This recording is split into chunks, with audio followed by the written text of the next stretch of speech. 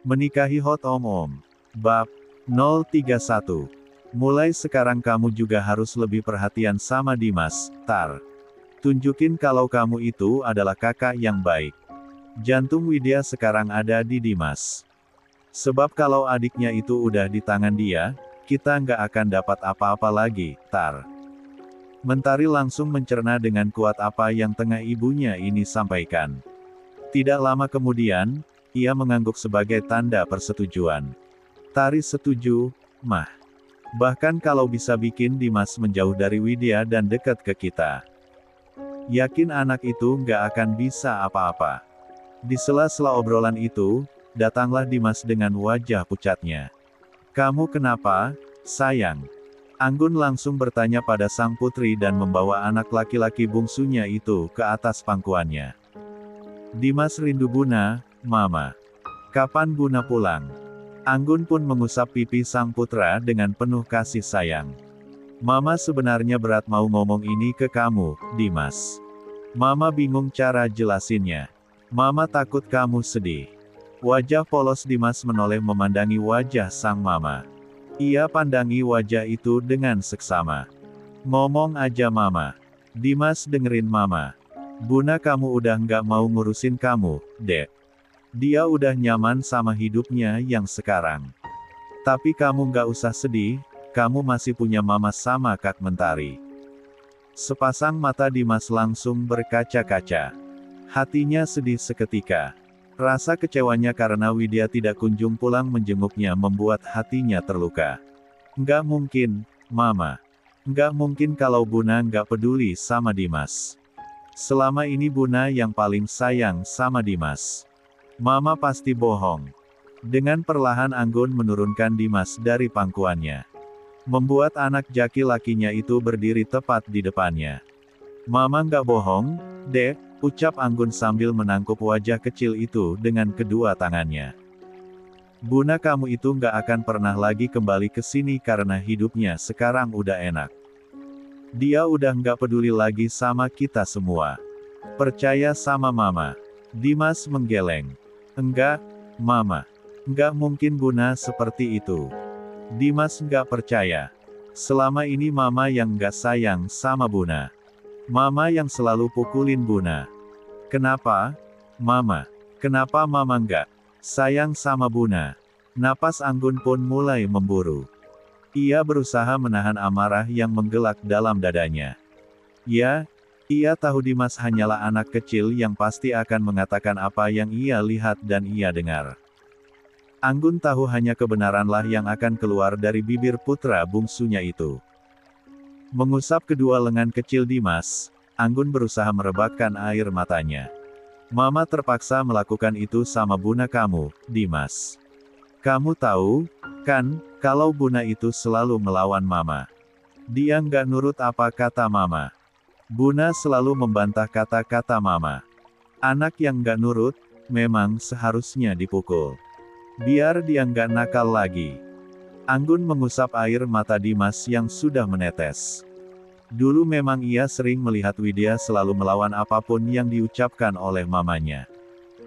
Tapi beberapa bulan terakhir ini, kakak yang disayanginya itu lebih terkesan diam dan tidak melakukan apapun jika perempuan di depannya ini tengah meneriaki dan memukulnya. Enggak, Mama. Buna udah nggak pernah ngelawan Mama lagi. Buna lebih sering diam daripada melawan Mama. Mama kenapa sih, Ma?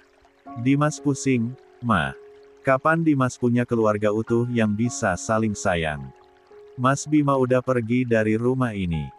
Sekarang Buna. Kenapa, Ma? Kenapa nggak ada yang mau tinggal di rumah? Kenapa semuanya pergi? Sesaat Anggun tertegun. Walau tidak sekasar perlakuannya pada Widya, anak pertamanya, Bima pun memilih pergi dari rumah sebab tidak tahan dengan segala tuntutannya. Entah bagaimana kabar anak sulungnya itu saat ini. Yang pasti, setahunya, ia sudah bekerja di salah satu perusahaan besar dan menjadi kepercayaan atasannya. Karena mereka nggak tahu berterima kasih sama orang tua, Dimas. Mereka nggak tahu balas budi seperti kakakmu Mentari. Lihat Kak Mentari. Mama sayang. Sama Dimas, Mama juga sayang. Karena Dimas sama Kak Mentari nurut sama Mama. Untuk itu Mama sayang sama kalian berdua. Anggun mengusap kepala sang putra penuh sayang. Dengerin Mama ya, Dek. Siapa lagi anak Mama yang akan jagain Mama waktu Mama udah tua besok kalau bukan Dimas sama Kak Mentari. Buna kamu sama Mas Bima udah nggak peduli sama Mama. Siapa lagi kalau bukan kalian berdua? Papa kamu juga udah dicuri sama Tante Fiona, kan? Siapa yang jahat sama Mama? Mama itu sedih, Dek. Semua ninggalin Mama demi kesenangan mereka masing-masing. Sedangkan Mama sama Kak Mentari, kerja keras buat biaya pengobatan kamu. Percaya sama Mama, Dek. Buna itu nggak sesayang itu sama kamu. Buktinya dia nikah nggak ngundang kamu. Kita serumah nggak ada yang pergi. Cuma papa kamu aja yang datang. Dimas mengangkat wajahnya menatap Anggun. Nikah? Maksud Mama? Buna nikah? Sama siapa? Kenapa? Nggak bilang sama Dimas. Tangan Anggun kini meremat sedikit kencang pundak sang putra. Kan udah Mama bilang, kalau Buna kamu itu nggak bener-bener sayang sama kamu. Kalau sayang, nggak mungkin kamu nggak dikasih tahu sama dia. Mentari yang sudah gemas pun menarik tangan Dimas agar mendekat ke arahnya. Iya, Dek. Kak Mentari juga nggak dikasih tahu, tuh. Mana ada dia ngundang kita ke acara nikahannya dia. Jangankan ngundang, ngasih tahu aja nggak. Dia cuma perlu papa buat nikahin dia. Kita yang nggak diperlukan, nggak diundang. Paham? Kan? Derajat. Dimas kembali sesenggukan. Masih tidak percaya dengan yang Mentari dan Anggun katakan. Tapi Buna nikah sama siapa, Kak? Apa orang itu orang baik? Masih ada sedikit harapan Dimas agar kakaknya itu bisa bahagia walaupun ia harus rela dilupakan. Tidak masalah. Asalkan Widya bahagia, ia rela kalau kakaknya itu mengingkari janjinya untuk membawanya. Sama Om Mahesa, Dek. Temen kerja Papa. Yang seminggu lalu datang ke rumah Papa buat lamar kakak. Bahkan Buna kamu itu rebut calon suaminya kakak. Buna kamu itu aslinya jahat tahu, Dek. Kepala Dimas tentu saja menggeleng. Om Mahesa kan memang sukanya sama Buna, Kak. Bukan sama Kak Mentari. Dek. Mentari pias. Tidak menyangka kalau Dimas bahkan tahu siapa yang disukai oleh Mahesa sebenarnya. Ya, pokoknya Om Mahesa itu seharusnya jadi suami Kak Mentari. Tapi Buna kamu itu sengaja ngerebut Om Mahesa diam-diam biar bisa jadi istrinya. Sekarang hidup Buna kamu itu udah enak, Dek. Dia udah jadi orang kaya raya dan gak inget sama kita semua. Kita dilupain gitu aja, Dek. Nggak usah ngeyel kalau dikasih tahu sama Mama dan Kak Mentari. Kalau bukan kakak sama Mama yang jagain kamu pas kumat kemarin, mungkin kamu itu udah nggak selamat. Kemana Buna kamu pas kamu masuk rumah sakit? Bibir Dimas semakin bergetar. Air matanya semakin luruh. Ia masih mencerna semua yang sedang Mentari sampaikan padanya. Sebegitu tegakkah Widya padanya? Kak Mentari loh yang banting tulang buat biayain pengobatan kamu. Juga Mama yang kerja nggak kenal waktu sampai kadang pulang larut. Kamu mah ingetnya sama Buna aja yang ngasih kamu makan kalau di rumah. Sama Tante Fiona juga tuh kalau kamu dititip di sana. Padahal cuma dikasih jajanan warung yang bikin nggak sehat. Kamu nggak bisa lihat kebaikan Mama sama Kak Mentari apa, Dek? Kamu bisa berobat dari mana kalau nggak kakak sama Mama yang kerja banting tulang? Perasaan Dimas semakin sedih. Rasa bersalah langsung menggerogoti perasaannya. Baru kali ini dia diingatkan tentang penyakitnya dan siapa yang memperjuangkan hidupnya. Tapi bukannya Papa juga derajat. Papa apa, Dek? Desak Mentari. Papa juga bantu pengobatan kamu. Iya memang benar. Tapi nggak semuanya, Dek. Patungan sama Mama dan Kak Mentari, dusta Mentari.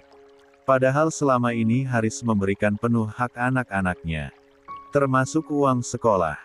Papa udah sibuk sama Tante Fiona. Sebentar lagi kamu juga bakal dilupakan karena Papa bakalan punya anak baru dari Tante Fiona. Laki-laki juga.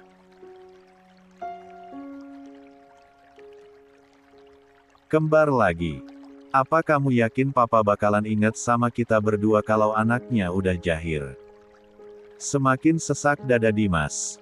Anak seusianya diracuni otaknya sedemikian rupa. Bagaimana ia akan memfilternya karena semua seolah samar. Apalagi kamu penyakitan. Dan kalau anak-anak Tante Fiona sehat-sehat, tentu Papa akan lebih peduli sama mereka. Buat apa ngurusin anak penyakitan kayak kamu? Tari, tegur Anggun. Jangan keterlaluan ngomongnya. Biar aja, Ma. Biar Dimas itu tahu mana yang benar-benar peduli sama dia, mana yang enggak. Pundak Dimas bergetar. Sedih luar biasa. Lah benar-benar merasa tidak berguna. Kenapa tidak mati saja kalau begitu? Lah bahkan pernah mendengar ayah dan ibunya saat bertengkar ketika sedang membahas penyakitnya. Coba lihat, Dek. Siapa yang sekarang ada di samping kamu? Cuma Mama sama Kak Mentari, kan? Kapan Papa, Buna, bahkan Mas Bima ngurusin kamu? Nggak pernah. Sesekali aja kalau mereka ingat. Dimas meneguk ludahnya susah payah. Kepalanya tertunduk lesu. Semakin merasa bersalah. Maaf kalau Dimas cuma bisa nyusahin Mama sama Kak Mentari aja. Mentari meraih dagu Dimas dan menangkup wajah adiknya itu agar menatapnya. Bukan maksud Kak Mentari buat bikin Dimas sedih. Tapi biar Dimas tahu kalau Mama sama Kak Mentari itu sayang sama Dimas. Dimas pun menganggukkan kepalanya. Iya, Dimas tahu Kak Mentari sama Mama sayang sama Dimas. Makasih buat semua itu. Semoga Dimas bisa balas suatu saat nanti. Mentari pun tersenyum. Ia bawa adiknya itu ke dalam pelukannya dan mengusap kepalanya. Nah, gitu dong. Itu baru namanya laki-laki. Laki-laki yang bertanggung jawab. Jangan kayak Papa sama Mas Bima. Lebih lagi Buna. Semuanya nggak tahu diri. Dimas harus beda kayak yang lain. Dimas harus sayang sama Mama dan Kak Mentari yang udah selalu ada buat Dimas. Nanti, kalau ada yang jahat sama Mama sama Kak Mentari, Dimas yang harus jadi garda terdepan buat belain kita. Cuma Dimas laki-laki di keluarga ini yang bisa kita harapin. Cuma Dimas satu-satunya. Kakak sama Mama bakalan jagain Dimas dan gak akan ninggalin Dimas sampai kapanpun. Kakak gak akan jadi seperti Buna atau yang lainnya. Kakak sama Mama akan selalu mentingin Dimas. Paham? Lagi, anak laki-laki berumur 8 tahun itu mengangguk dalam dekapan Mentari. Menelan semua yang gadis itu katakan tanpa tahu ada banyak begitu racun di dalamnya. Pelukan itu pun terurai, Mentari mengecup kening Dimas dan mencubit pipinya gemas. Tentu ia juga ingin mencuri perhatian adik laki-laki semata wayangnya ini. Walau selama ini Dimas terkesan lebih dekat pada Widya, tapi sebagai kakak, ia juga ingin adiknya ini dekat dengannya. Terlebih, akan ada keuntungan besar jika adiknya ini bisa menurut padanya. Setidaknya, ia dan ibunya bisa mengendalikan Widya melalui Dimas. Cakep banget adeknya Kak Mentari. Mentari mengusap air mata itu penuh sayang. Udah, jangan nangis lagi. Kepala Dimas mengangguk lagi. Iya, Kak. Dimas kembali membawa tubuhnya untuk memeluk Mentari. Makasih karena Kak Mentari udah sayang sama Dimas. Iya, sayang. Melihat interaksi kedua anaknya tersebut, membuat Anggun menyimpulkan senyumnya. Ia sungguh tahu kalau hati Dimas itu sangat lembut. Ia tidak akan tega melihat siapapun menangis. Terutama dirinya, Widya, barulah Mentari. Nanti malam mau kakak temenin Dimas bobo? Mau, Kak. Untuk beberapa saat keluarga kecil itu saling bercengkerama. Sebelum sebuah sirine yang begitu nyaring mengalihkan atensi mereka semua. Mentarilah yang beranjak dari kursinya secepat mungkin. Ia begitu penasaran. Suara sirine apa itu, Tar? Tanya Anggun yang kini juga beranjak dari kursinya. Sirine mobil polisi, Mah.